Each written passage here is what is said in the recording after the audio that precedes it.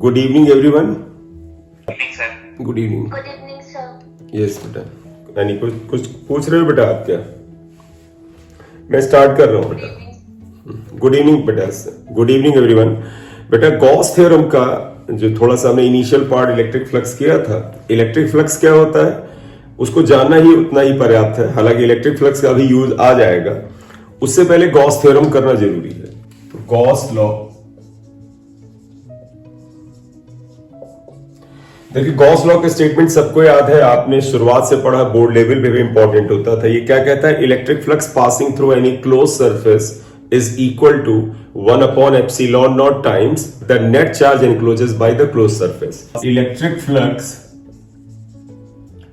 Passing through any close surface equal to 1 upon epsilon naught times net charge encloses by the close surface. मतलब close surface के अंदर कितना charge है, Q आप इन कर लीजिए, ज्यादा बेटर होगा ये। और सिग्मा का मतलब हुआ एड देम विद साइन, मतलब क्लोज सरफेस के अंदर जो भी चार्ज है उसको साइन रूल के अनुसार जोड़ लीजिए। साइन रूल क्या होता है? पॉजिटिव चार्ज को प्लस, नेगेटिव चार्ज को माइनस रखिए। ये गॉस थ्योरम है ये। अब अगर हम इस गॉस थ्योरम को एक दो केस में बांट लें तो पहला केस ऐसे बना है, मान लीजिए ये क्लोज सरफेस है और इसके अंदर कहीं पे एक चार्ज क्यू रखा हुआ है, सिर्फ एक चार्ज है। तो देखिए इस थ्योरम के अकॉर्डिंग इस क्लोज बॉडी से जाने वाला फ्लक्स क्या होगा? तो यहां पर इलेक्ट्रिक फ्लक्स क्या होगा? 1 upon epsilon naught times sigma q in. जोड़े तब जब एक से ज्यादा हो, जब एक ही है तो सीधे क्यू की जगह यही क्यू लिख दीजिए। इसलिए जब भी किसी क्लोज बॉडी के अंदर सिर्फ एक चार्ज हो तब ये फार्मूला हम इस तरह से पढ़ते हैं कि electric flux equal to Q upon epsilon naught. ये आ गया। इसे स्टार चाहे इक्वेशन दे दें, इसे 1 दे दीजिए। इसी तरह से अगर मैं यहां पे कर लूं कि एक क्लोज बॉडी ये है बेटा, क्लोज बॉडी की डेफिनेशन सबको पता होनी चाहिए। क्लोज बॉडी मतलब होता है विच कंटेन सम वॉल्यूम, मतलब जो बॉडी कुछ वॉल्यूम कुछ जगह घेरे। जैसे हमारा कमरा क्लोज बॉडी, ये मुट्ठी मैंने बंद कर ली, क्लोज बॉडी, क्योंकि ये कुछ जगह घेरता है। तो अब आप इसमें देखें तो अगर मान लीजिए इसमें कुछ चार्ज Q1 ले लिया, minus Q2 minus Q3 plus Q4, हमने 4 चार्ज ले ली, तो इससे जाने वाला इलेक्ट्रिक फ्लक्स यहां पर क्या हो जाएगा?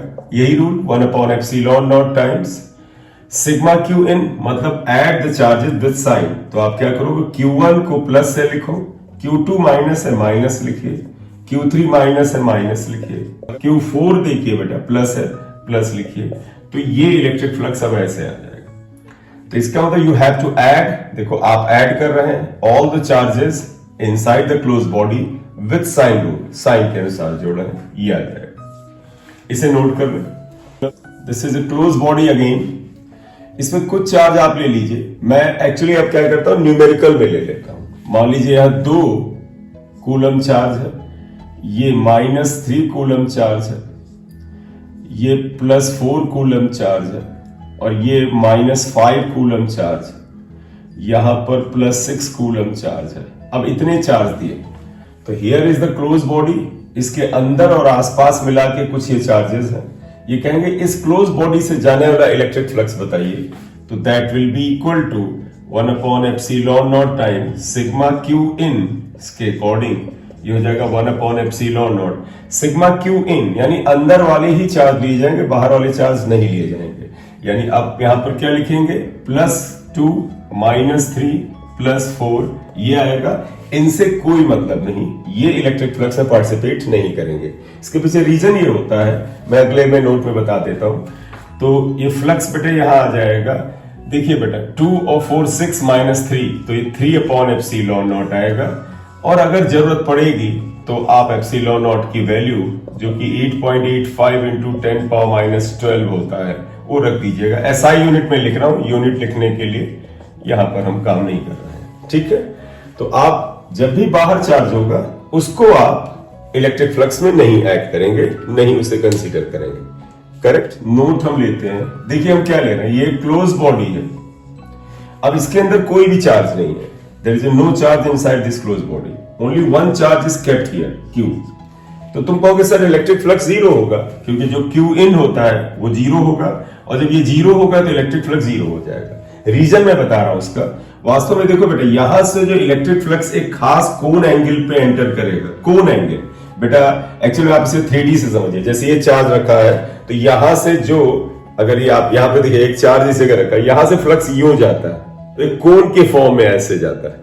तो इसको यहां पर समझिएगा, ये कोन है, ये कोन एंगल यहां पर एक सॉलिड एंगल कुछ बनाता है। अगर आप डी ओमेगा लें तो आप पाओगे बेटा, ध्यान देना, यहां से इस सरफेस को अगर ds1 लिख लें तो यहां से फ्लक्स एंटर करता है, और इस जगह देखो बेटा, इस सरफेस को अगर हम ds2 लिख लें तो यहां से फ्लक्स एग्जिट करता है। तो देखो इस जगह से फ्लक्स एंटरिंग। लेकिन अगर आप ध्यान से देखें, जितनी इलेक्ट्रिक लाइंस जितनी इलेक्ट्रिक लाइंस इस सरफेस से जा रही है उतनी ही यहां से निकल रही है। बस फर्क यह है कि यहां पर इलेक्ट्रिक लाइंस नजदीक नजदीक है, यहां पर देखो दूर दूर हो गई। तो इलेक्ट्रिक फ्लक्स वास्तव में तो number of electric lines passing through that surface ही है। तो यहां से जाने वाली लाइन और यहां से जाने वाली इलेक्ट्रिक लाइन सेम है, इसलिए ये फ्लक्स एंटरिंग और ये फ्लक्स लीविंग सेम होगा। और जब फ्लक्स एंटरिंग और फ्लक्स लीविंग सेम होगा तो आपको याद होगा, जो फ्लक्स लीविंग था उसको हमने प्लस लिया था और एंटरिंग को माइनस लिया था, तो ये माइनस है, ये प्लस हो जाता।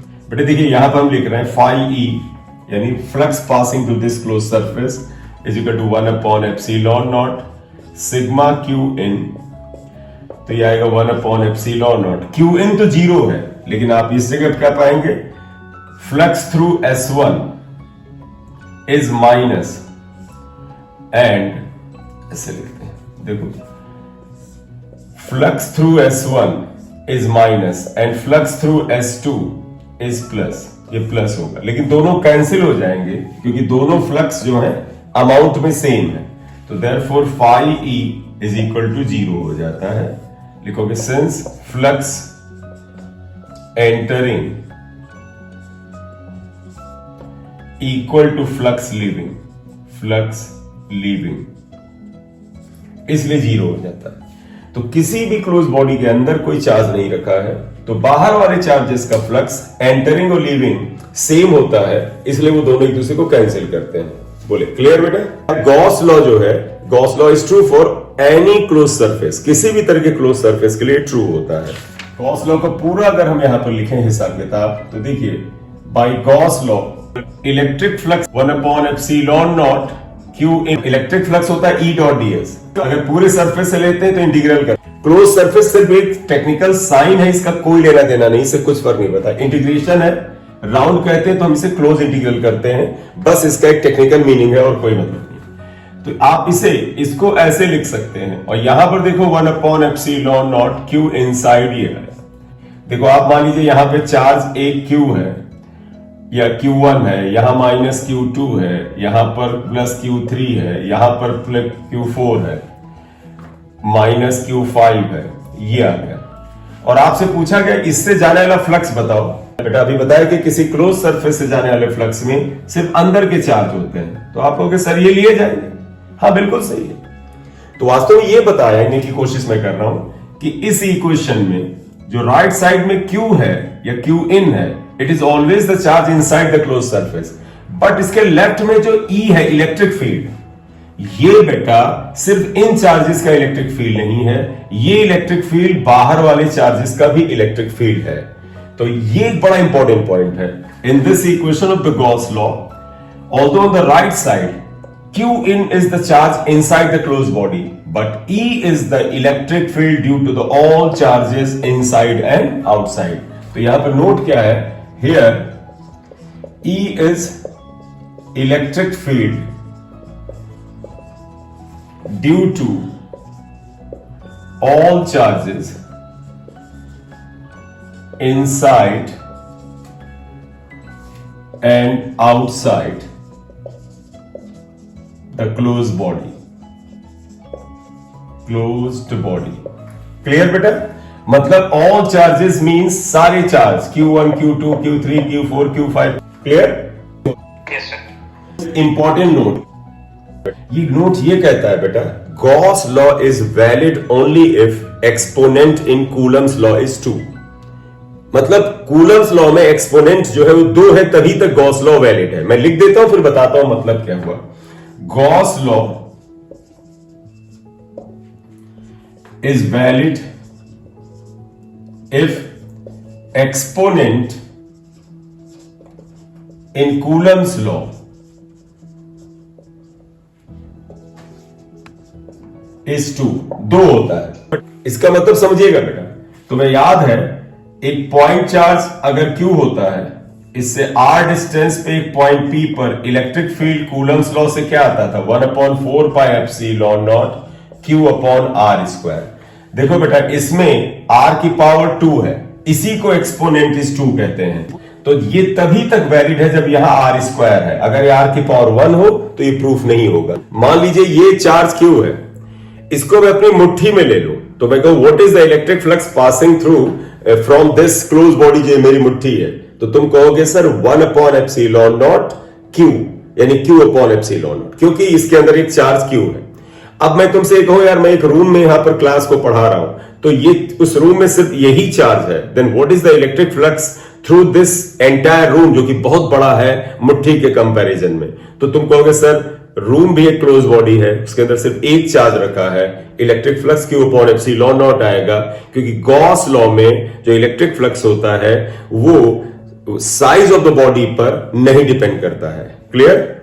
ठीक बेटा, तो पूरी क्लोज बॉडी से जाने वाला, हाँ बेटा, तो मेरा थोड़ा नेट इशू हो गया था, ये वाला जो इम्पोर्टेंट वाला पॉइंट बताया आपने, आप प्लीज एक बार दोबारा बताइए। इससे मैं ये बता रहा हूं बेटा, Gauss law is valid if exponent in Coulomb's law is 2। तुम्हें याद है कूलम लॉ की वजह से या कूलम लॉ की हेल्प से किसी पॉइंट चार्ज Q की वजह से r डिस्टेंस पर इलेक्ट्रिक फील्ड जो हम फाइंड आउट करते हैं, उसका फार्मूला होता है 1/4 pi epsilon naught Q upon r square. तो ये कहते हैं कि गॉस लॉ तभी तक बेटा एप्लीकेबल है जब तक ये पावर 2 है।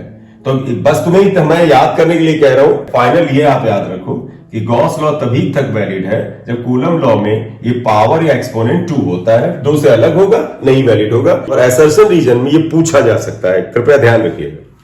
Thank you sir. ठीक।